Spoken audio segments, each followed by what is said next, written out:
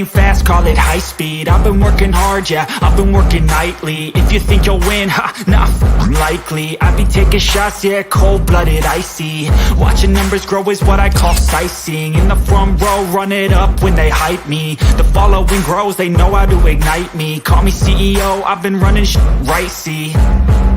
And I ain't playing games, I create my own lane. Making pleasure out of pain, turning losses into... What is up, Steeler Nation? Welcome back to State of the Steelers. Welcome to the Steelers versus Eagles post-game show. We're also going to be giving away some tickets a little bit later on in the show. I'm excited about that. I think that's probably the most exciting thing of the rest of today. I hope everybody's having a fantastic day outside of the loss, man. That was pretty pathetic. Offensively, defensively, it wasn't a good showing. The Pittsburgh Steelers lose in Philadelphia to the still undefeated Philadelphia Eagles, 35-13, in a uninspiring loss. Let's say hello to some of the guys and gals in the live chat already. We got Team Right. Yeah, it's a bad day for us again. Marcus Voorhees, terrible day. Yes, sir. Let's see. George Teston, real show all the way around. Yep, it sure was. Amelia James says Canada has to be sacked. He's destroying Kennedy. We'll talk more about that. Tom Walker says things can only get better. JJ is, I'm pretty sure you mean TJ is coming back, but yes. Yeah, I see it there, TJ. There he goes, Steelers Nation Australia. Glad to see you in the building. Let's see.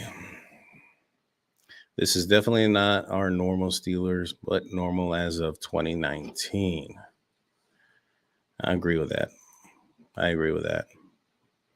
Patricia, how you doing?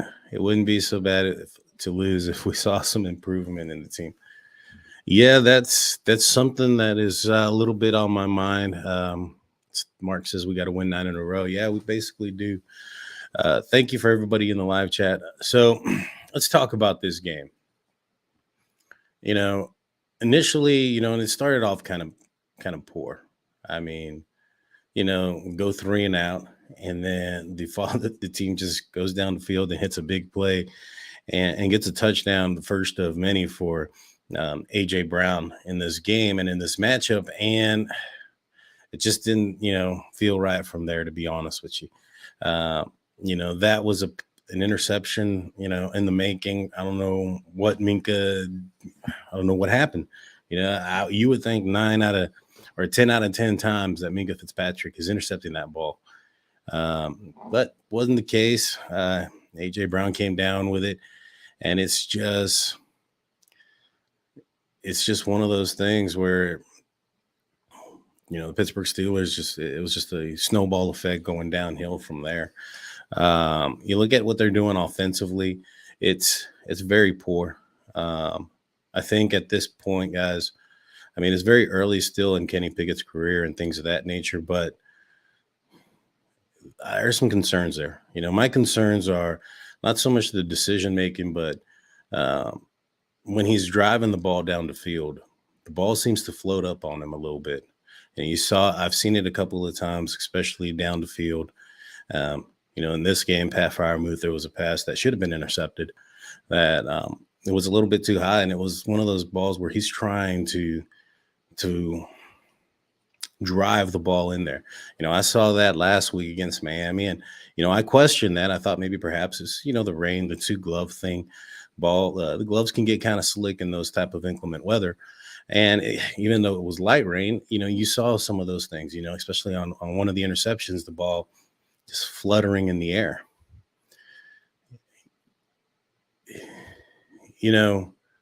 I think that Matt Canada has his own, what's the word I'm looking for? He is responsible as much as anybody else is when it comes to this offense being so bad. I mean, it's poor. They're not scoring anything. They're scoring around 14 points a game, and or like 15 points a game, and that's incredibly low. It's piss poor, to be honest with you. But let's look at some of the stat lines real quick. Kenny Pickett was 25 of 38 for 191 yards, 5-yard average, one interception, sacked 6 times for a rating of 66.9. Compared to Jalen Hurts, 19 of 28, 285, 10.2, 4 touchdowns, 3 sacks for 18 yards, 140.6 rating. Now, as far as, and you know what, let's go through these. So, Amelia James says, anybody who's labels Kenny a bust, absolutely nothing about football. I ain't saying he's a bust, not yet, but when you're looking at a guy who is currently in Ryan Leaf territory statistically, it's concerning. You're looking at a guy who's not willing to throw the ball down the field or is unable to, and when he does, the accuracy isn't there. It really isn't. There's been several decisions that he's made that are not that great. You know, I've watched the All 22. We broke down film on here before. There's receivers open going down the field. He's not making those decisions to throw the ball. You know, I've been in stadium. I was in the win there against Tampa Bay, and I saw the same thing. There was times where Chase Claypool and George Pickens are running open down the field, and by a large margin, and either Kenny Pickett is just unwilling or unable to throw the ball there. Now, you look at his running game. Is it the offensive line? Not necessarily. I mean, you're looking at what Jalen Warren is doing. I think that Najee Harris is a guy that is becoming a bad first-round pick. Not saying he's a bust either, but he's in Trent Richardson company. I mean, it is what it is. In my opinion, you look at Kenny Pickett. There's a reason why he fell to the 20th pick in the draft. My concern in that is the Pittsburgh Steelers went in there and spent time with every quarterback and the whole 9 yards, right? They all took him out to eat. There's a lot of, media out there about that. And at the end of the day, the Pittsburgh Steelers, it came out that they thought there was, at least a couple quarterbacks and that they were trying to move up because of what was done in the past that, quarterbacks went early in the draft, that teams were going to pick these guys. Man, I don't know if Kenny Pickett doesn't get selected by the Pittsburgh Steelers and at 20, does he get selected in the first round? I'm not sure. I don't know. The next quarterback was selected in the third round. Might be a reason for that. He had a great senior year. He broke some records. He did a fantastic job, but the rest of his college career wasn't the greatest. Had he came out when he was supposed to a year ago or a year earlier, I believe he was, around a fourth, fifth round pick. It took a super senior season for him to jump up to where he was in an ACC division, which, wasn't the best in competition. Now, is he going to get better? Is he a rookie? Yeah, for sure. For sure. I don't think he's going to be a bust. I don't think those are going to be what he's going to become. My concern is that he's going to be an Andy Dalton. He's going to be a Derek Carr. Somebody who's going to kind of flash here and there, but not really be the guy. You look at, there is one person who's playing on the Pittsburgh Steelers, quarterbacks right now who you can somewhat compare to Kenny Pickett, and that is Mason Rudolph's 2019 season. I know that, you look at that situation, you look at the receivers that he had, and throughout that time, if you guys don't forget, James Conner and Juju Smith-Schuster were injured throughout that season. He didn't have the interceptions. He didn't have any stadium time because, leading up to his first couple of starts, I know there's an argument out there. It's like, oh, he was a second-year player. Yeah, but, he didn't have the starts that Kenny Pickett had in college either. And so Kenny Pickett came in here, and like I said, I don't think he's a bust, and I don't think that his ceiling or his floor is that bad. I just don't know about his ceiling here. And if it ends up being something like a Andy Dalton where, you might get some positive, stuff here and there. You might get a couple of winning seasons, but at the end of the day, he's not somebody that's going to win you some championships.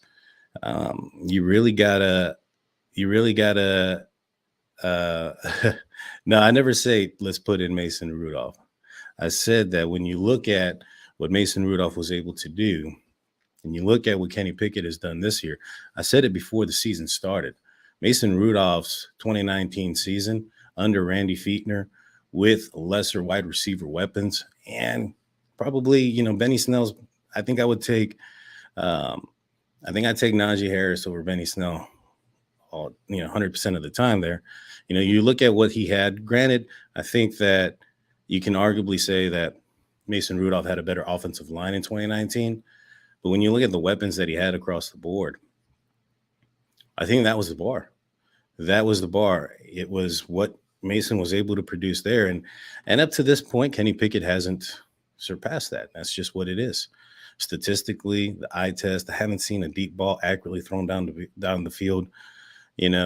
Last week against Miami, he was given, and you're right, Mason was benched for Duck. If Mason came in this year and was playing this bad, or Mason was playing that, had this many interceptions to touchdown ratio in 2019, he would have been booed out and benched then too. Right now, they're going to give, Kenny Pickett, every opportunity to show himself this year because they invested a first round pick in him. And I understand that, and they're going to do that. I just don't think that, this team is limited offensively. They're extremely limited offensively. I don't think that the answer is, firing the coach at this point, Matt Canada. And that's probably not what is it called? An opinion probably most favored by people, but look at what you would do to Kenny Pickett if you fired Matt Canada. You're bringing in who? Matt Sullivan? All right. So you have Sullivan, and then at the end of the year, if Sullivan doesn't work out, you're going to get a new one. That's 3 coordinators within a calendar year for a rookie quarterback on a team that doesn't know each other well. I don't think that's the answer, guys. And when you look at it being too predictable and you look at it being repetitive, all right, so this team is running into each other down the field. This team is not lining up correctly. This team is down the field on screens, and the offensive linemen are down the field on screens and RPO games, giving us more penalties. This team is not being able to find the deep shots on the grow routes that they already have implemented into this game. So let's add more to the offense. That makes a lot of sense. No, it doesn't. Complicating the offense when this team can't grasp the basic fundamentals isn't the answer. Not in my opinion, at least. And you can't simplify it more. At the end of the day, it's how can you? It's like math. It's like, oh, you know what? You're not getting addition, so let's give you multiplication. Makes no sense. Makes no sense whatsoever. And to do that, and then to change things up mid-season is just probably not the smartest idea. Now, the only option you would have is, because you would have Matt Sullivan, is the only thing that else is going to bring out of it is you're going to have Matt Sullivan or whatever his name is, coaching or pushing out Matt Canada's offense, because that's the offense that's been implemented. That's the offense that these guys know. And so you're going to be stuck with a poor offense regardless of the fact. But when you look at things like this, where it comes to scheme and people saying, oh, it's Matt Canada, it's Matt Canada.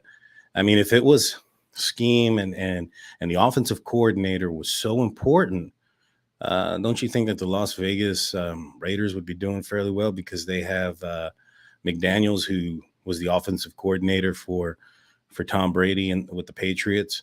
And don't you think that the Patriots would have been doing amazing with Cam Newton after Tom Brady left? No, man. The player probably holds a lot more weight than the offensive coordinator or the offensive scheme or those things whatsoever. That's just the bottom line, and that's the truth. You look at Ben Roethlisberger, and in his last few years, the situations that happened with the Pittsburgh Steelers wasn't the offensive coordinator. It was he was limited. He was coming off of after 2019, he came off of a major elbow surgery for a quarterback. He had volunteered, told everybody, I don't know how many times, that he had arthritis in his knees.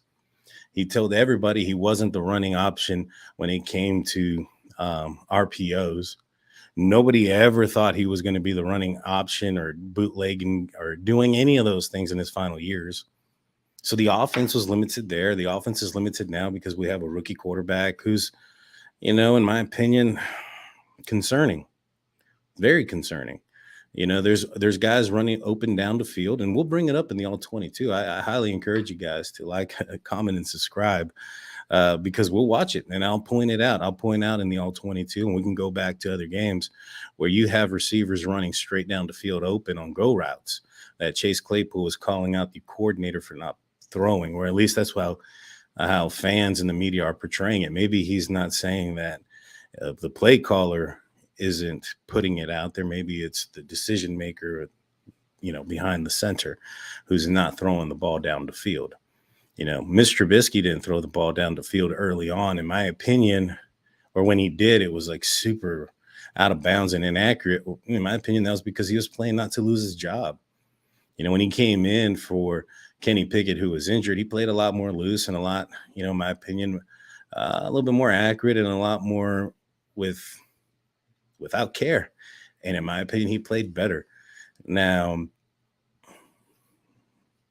so in my opinion, I say that because I'm not saying that Trubisky is the answer. We need to go back. I think we need to see what we have in Kenny Pickett. It is what it is. I think he is limited.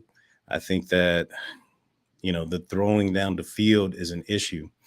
And so, if the Steelers end up getting a top 10 pick, you know what that means, right? That means that Kenny Pickett lost a lot more games to teams that, well, let's just say we all said it, this back part of the schedule is a little bit easier than what the Pittsburgh Steelers had to go through with the last 4 games. And so if Kenny Pickett continues to struggle, or he continues to go in this downward trajectory, because in my opinion, I mean, the only positive thing from this game from last week is that he threw 2 less interceptions. There's not much growth there. That's where we need to, measure Kenny Pickett. It's not so much on the wins and the losses, but as much as the growth within the play. And I'm not seeing much growth there. I'm not seeing, I'm seeing the same stuff. And you might say, oh, that comes from the offensive coordinator, but it's not. You have routes out there. You have receivers that are open down the field. You don't have him throwing the ball in the right place. I mean, even last week, you have Deontay Johnson. That should have been a touchdown. Deontay Johnson on the interception on the last play, he throws it towards the back end of the end zone instead of where he did. That's a touchdown, and that Steelers win the game. There's some question marks there. And, he, like everybody says, he's a rookie quarterback. Everybody likes to use that excuse. I don't personally. You look at, he's not that unexperienced. He's had a lot of starts under his belt in the college league. I get it. College is different than the NFL, but he has a lot of starts under his belt. And my thing is, and my hope is, if the Pittsburgh Steelers end up getting a top 5 or 6 draft pick, that means that Kenny Pickett didn't do too well against some teams that he should have done well against. And I'm not opposed to this is probably a bad take, but maybe even Josh Rosen this and getting somebody else. It's that bad, in my opinion. It needs to change. Now, can Matt Canada make a difference if they cut him or fire him, whatever you want to call it, and put in somebody else? I don't think so. I think it's going to be relatively the same. It's going to be the same offensive style. It's going to be the same offensive plays, because that's the game plan that's there. You got to go from within. But we'll see. We'll see. And Steelers Nation, Australia, you're right. He's only played in 3 games. You're okay with it. I get it. I get he's played in 3 games. I'm kind of concerned about the growth. I'm extremely concerned about the growth.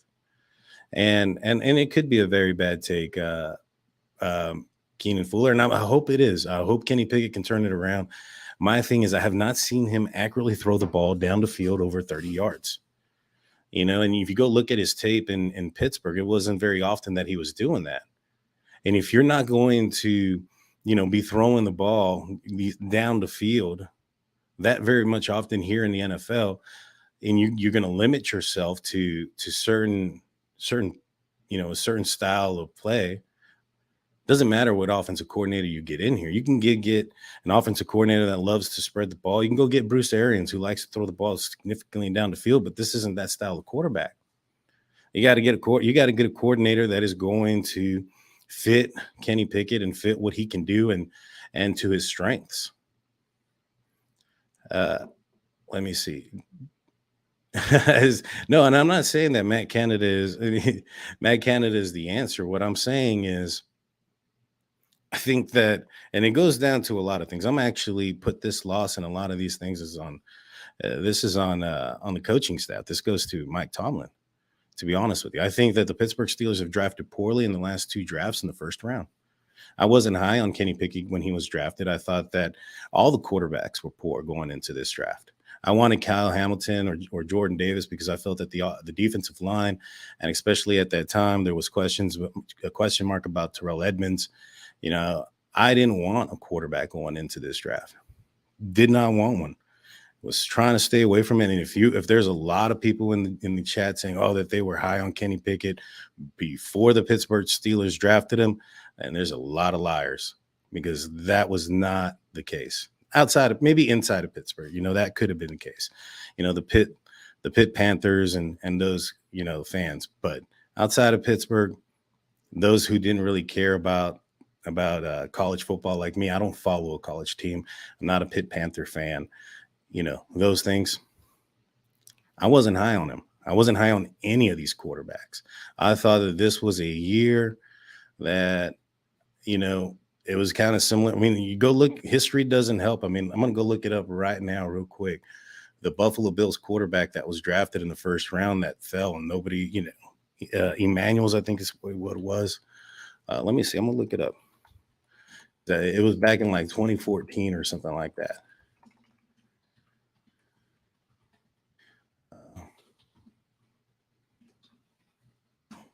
Let's see.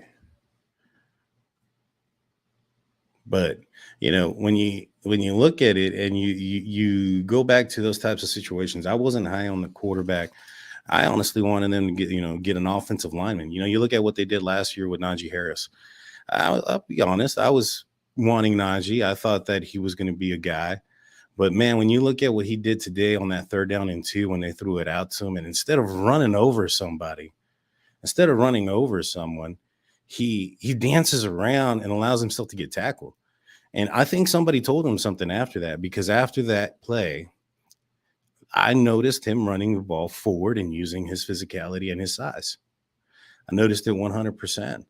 And so, like I said, I think that when you look at the last 2 years and you look at the first round picks, there's some question marks there. Najee Harris, everybody was saying, you don't pick a running back in the first round.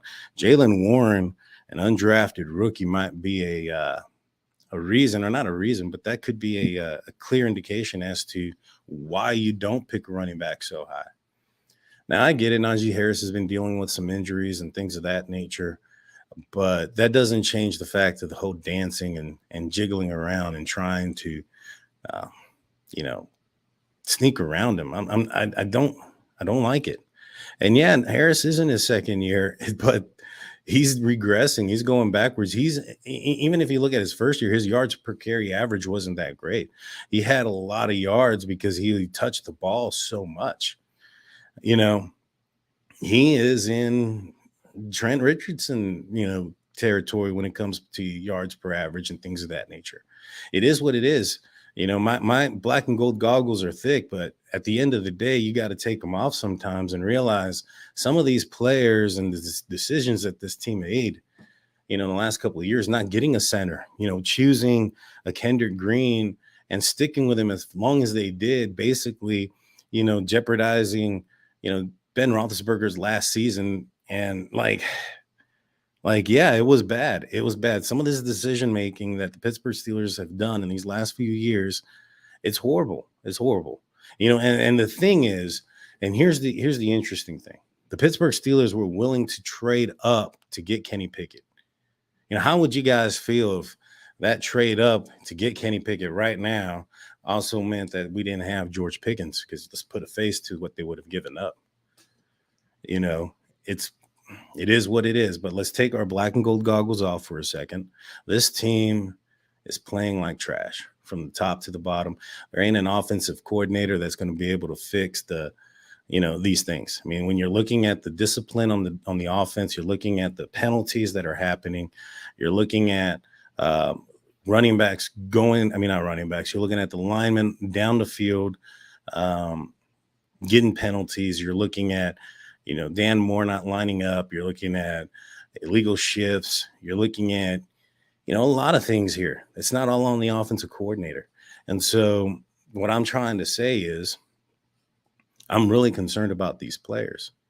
And the two important ones on the offense right now is going to be the running back and the quarterback. More so the running back at this situation, because you got a guy in Jalen Warren who's outperforming your first round running back that you got just last year. To your point, it's his second year. Yeah.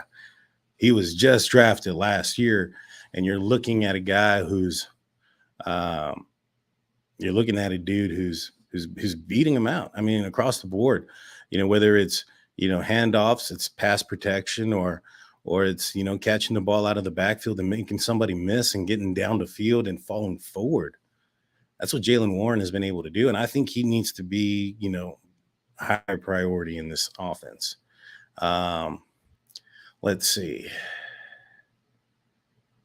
One other thing that the Steelers really need to work on is in the red zone, guys. Red zone was horrible this game. It's been horrible. It feels like the Pittsburgh Steelers can move the ball a little bit, somewhat in between the 20s, but once they get in the 20s, that's piss poor. But it's just so difficult when you don't have a running game. And, it does put a lot of pressure on Kenny Pickett, and it does put a lot of pressure on the offensive coordinator when you have to just, draw a pass play for pass play because the run ain't going nowhere. But, those things do work in tandem. And like I said, right now I'm pretty heated about this whole situation. So, it is what it is. But I am concerned because it doesn't change the fact that there's some throws that I haven't seen yet that I need to see before that we need to see pretty soon. Let's see. Let's go and look at some of the live chat real quick. And we'll be giving away those tickets here soon. If you guys aren't aware, we're giving away 2 tickets to the Steelers versus Vegas Raiders game. I have put out the link in the community chat, I believe, to enter in. Let's kind of go through here. If you guys have any comments or questions that I'll answer as many as I can. EJ Emmanuel, there you go. Thank you for letting me know who it was. Every now and then an EJ Emmanuel gets drafted. I'm not saying that's where Kenny Pickett is now. Like Steelers Nation Australia has said it said it before. There's only 3 games in, but it's kind of trending in that direction. When you look at the stats, you look at, I believe it's something like every 20 dropbacks, he throws an interception. It's not good company, guys. It's not something it's not something that can't be fixed. I'm not saying that. I'm just saying that if this trajectory continues, and with the schedule lining up with the return of TJ Watt, then you might want to consider saying, hey, you know what? Maybe this guy isn't the guy. Not saying that's the case to do it now. Not saying, hey, let's cut bait or whatever the case. Just saying, like, we end up with a top draft pick. It's got to be at least thought up. Let's see. Najee, man, that guy just that's exactly what I'm saying. Like I said, after that play where he was dancing around and he was doing his thing and didn't get the 2 yards, I think somebody brought him over to the corner and talked to him, because after that he was running forward and he got an 18-yard game. And I saw a difference in there. It looked like he was running with some speed and some anger and just going forward.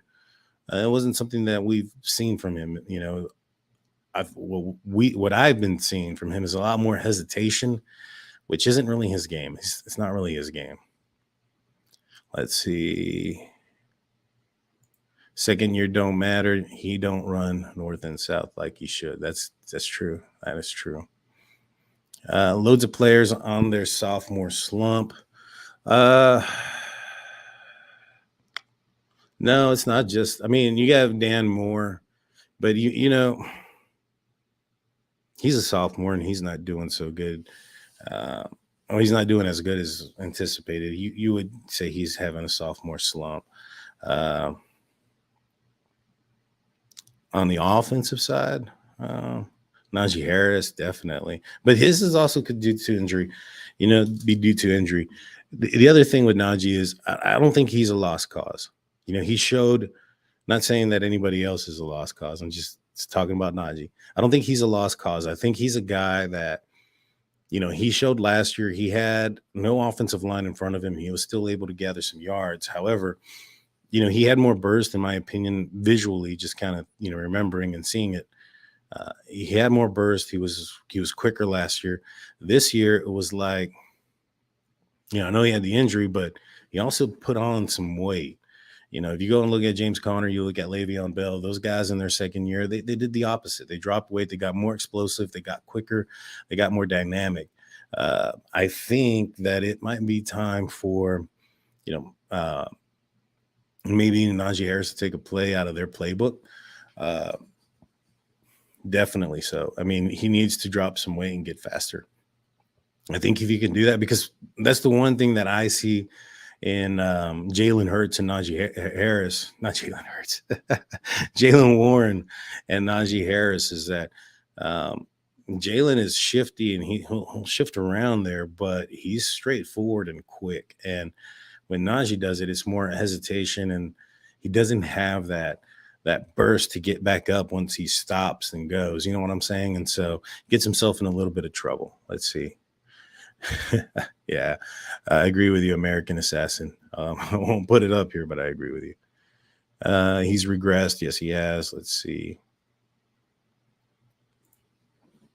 Najee Harris runs. He has 5 or 6 players to beat. Everybody has that issue, though. There was a situation where Jalen Warren was in that situation. I mean, you go look at, there's a difference between players put in the same situation. You go look at what Sims has done in the punt and kickoff return compared to what Gunnar Olszewski's done. Even exclude the fumbles, just the returning ability. They're put in the same similar situation, and yet the player can perform within the blocking and the scheme that's put in front of them and perform better. And that goes across the board. When you have a player, you have a better player, you're going to have a better, the player is going to make the scheme look better, just, based on their performance. Now, if you're going to be great or going to be on a Super Bowl contender, the scheme and the player have to, go together. That's the difference. Let's see. Tom Walker says, also, they don't seem to make adjustments. They don't learn from their losses. Well, it's not so much that. I don't think they learn from their mistakes. They keep constantly making the same ones. It's the pre-snap penalties. They're horrific. And not all the penalties that the Pittsburgh Steelers got were fair either. I mean, dude, some of these offensive pass interference calls were so ticky-tacky. That was bull crap. I mean, it just seemed like it wasn't working for the Pittsburgh Steelers today. Let's see. Yeah. Keenan Foolish's penalties are also killing. Every single one needs 100 up and downs. It is pretty bad. The penalties are getting really poor. It's really piss poor. And in my opinion, everything needs to. Man, I wouldn't be opposed for a fresh start. From top to bottom. Be honest with you guys. Mike Tomlin, he's a good coach. He's done some great things, especially early on in his career. But as a Steelers coach, but these last 5-6 years have really not been the greatest. And there's been some teams that the Pittsburgh Steelers had put together. You're looking at the Killer Bees and things of that nature that ended up in unsatisfactory results. And so, I wouldn't be opposed for maybe an offensive guru. And, this is an offensive league at this point. This is an imaginative type of league. Defenses have gotten good. I mean, it's a cause and effect. You have players like Peyton Manning and Tom Brady and Ben Roethlisberger and Aaron Rodgers and Phillip Rivers and Eli Manning play for such a long time. The effect is defenses are going to get better. So now you got to become imaginative, and you have to, be able to find ways to win. And, this old school mindset that we're in right now, keep things close, hope to win in the end, pull it off with special teams and defense. I don't know if this is the right way to go still. I don't know. And Jaime Carlos is not only OC, but it's a big part of it. I'm not saying that the OC is not at fault here. I never once said that Matt Canada needs to, remain the offensive coordinator past this year. What I'm saying is, I don't think there's an offensive coordinator out there with this current team at their current level, especially in a couple of key positions, are going to do much better. It's just going to be some growing pains the Steelers are going to have to learn. My one thing about the quarterback is my concern is, and we're going to find out this year, is can he still, throw the ball down the field or start to throw down the field as the season gets longer, as the season gets colder, as weather gets worse. Those are my concerns. We're yet to see those things right now. But his stat line is concerning. It really is. You can watch the game and you'll see some flashes there, but in my opinion, a lot of them are in the short routes. You have him throwing over the middle to Pat Freiermuth. He's had some impressive throws there.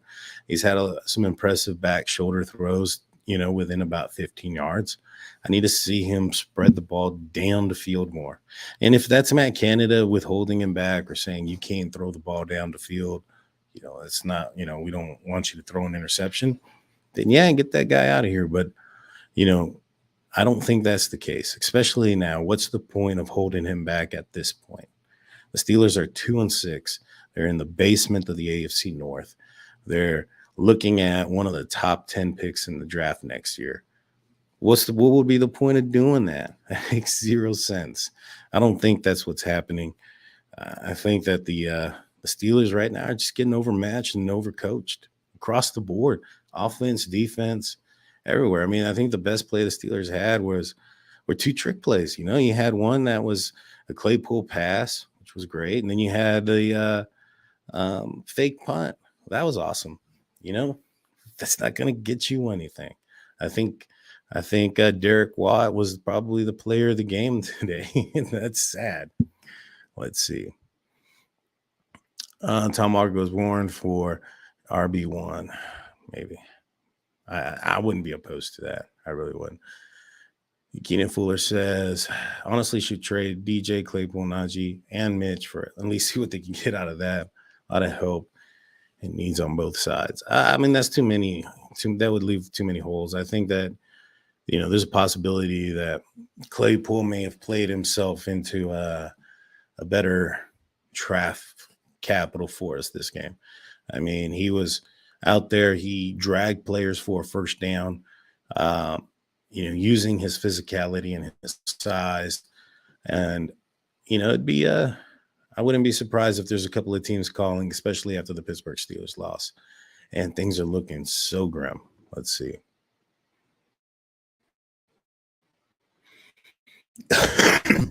Sorry about that.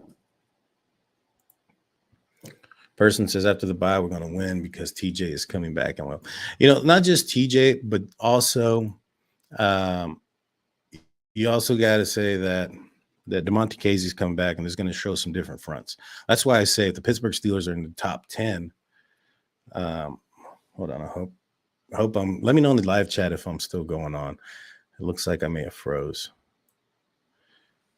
Give me a second. But when you look at, am I all right, guys? Let me know in the live chat. Oh, we got our first super chat of the day. Thank you, Steelers Nation Australia. He goes, I agree. It might be best for both parties to part ways. Mike Tomlin, thanks, mate. But could be time to choose other options. Thank you. And I'm not not necessarily there yet either, but I would like a fresh start, man. I would like an offensive guru. And thank you so much for the super chat. I appreciate that. Make sure you guys go follow and like Steelers Nation Australia um, as they are also part of the unofficial Steelers podcast. You don't miss out when we do that podcast as well. So I'm gonna close the contest here, and let's pick a winner, guys. Who's ready for that? Who's ready to find out about oh man, thanks team, right? I didn't see them. They didn't. This is my first one. Thank you, Mark. Who's ready to see who wins this? All right. Only 42 people or 42 accounts entered into the contest. Let's check it out. Let's figure it out. Here it is. Good luck and congratulations to everybody that entered. And it was to enter in was putting in the hashtag Drunk Turkey Show on a previous episode that I have been promoting out. So let's figure it out. Let's see who wins. Michael Bain, congratulations. You grew up in the Berg, live on the West Coast now. Congratulations, Michael. Please email me at stateofthesteelers@gmail.com so that you can we can get you verified. I am going to find you real quick. Now we'll be doing more giveaways in the future. This is our second one this year where we gave away tickets. We might be giving away another one later on this year. Let's see. Where is Michael Bain? There it is. Congratulations. Now you have 24 hours, so that's 6:50, 7:50 tomorrow. If he hasn't entered in and stated, and collected the tickets, will be giving them away again next week. So I don't think Michael Bain is in the live chat. I haven't seen him. If you are, congratulations. I commented on your comment, so you'll see that there in your notifications. Hit us up again tomorrow. He doesn't email us by then. We will be doing this again next week, but don't unsubscribe. We'll be giving away more tickets. We plan on doing this maybe. I want to say we might do 2 games next year, maybe 3. It depends. We are now offering up members, and so we've now been monetized, so we have the members option. So I encourage you guys, if you would, to be part of the members portion of the YouTube channel. There, you can hit in the, I guess, down there somewhere. It says join. Become a member, support the show. Right now, I'm giving away tickets every year, and what do you call it? I intend on doing this more often in the future. It'll probably be for members only, but for right now and for, probably next season, those games will be for just subscribers. But congratulations to Michael. So let's go a little bit through on, yes, Team Right, you did do that. Let's go through some of the comments here. If you have any questions, let me know. Yeah, I was a little loggy. I saw that in the corner. My internet thing popped up. I'm getting a new computer here pretty soon, and so that's not going to be happening anymore. I'll be able to hardline in. You're welcome, Tom Walker. I appreciate it. And this is just to grow the channel and grow the community. And I really want, this channel to get larger and bigger. I know I've had some pretty good and crazy takes, especially today. And you also got to remember, I'm a fan at the end of the day. And sometimes I'll talk myself out of things, but I'm concerned about this offense. It's too bad. And I think that Mike Tomlin needs to make some changes. And if he doesn't, then maybe the change needs to be him. But that's not so. Steelers Nation Australia says he's going to unsubscribe. That's funny. But congratulations, Michael. I appreciate everybody who entered into the contest. We'll be doing this again very soon. Uh, I know I had said it in the beginning of the year that if the Steelers made the playoffs and hosted a playoff game, I'd give away tickets for that too. I'll still do it if it happens, but I highly doubt that that's the plan. But what do you call it? It is what it is. You guys have a great night. This is the bye week. I'll probably be putting out a couple of episodes here and there, but it's probably not going to be as many as normal. The Pittsburgh Steelers have the Saints in 2 weeks. That's going to be a good week, a good opportunity for the Pittsburgh Steelers to come back and hey, you never know, man. Maybe Kenny Pickett can come back and shut me up. I want that to happen. I really do. Just like I wanted. At one point I was on the Fire Matt Canada train. The only reason I'm not on that is I don't think everything is 100% his fault. And I think that potentially having 3 offensive coordinators in a single calendar year would do more damage than sticking with Matt Canada this year, and basically hoping that Kenny Pickett and the rest of the offense can grasp the fundamentals of a basic offense. That way, when a new offensive coordinator does come in, they can maybe build off of that, if that makes any sense. So I want to everyone unsubscribe. That's fun. I appreciate everybody. That's going to do it for us. Again, congratulations, Michael Bain, on you winning the tickets. Look forward to your email. I'll let you guys know probably on Tuesday if you ended up claiming them. If not, we'll do this again next week. That being said, guys, I'm Daniel J. This is State of the Steelers. Peace.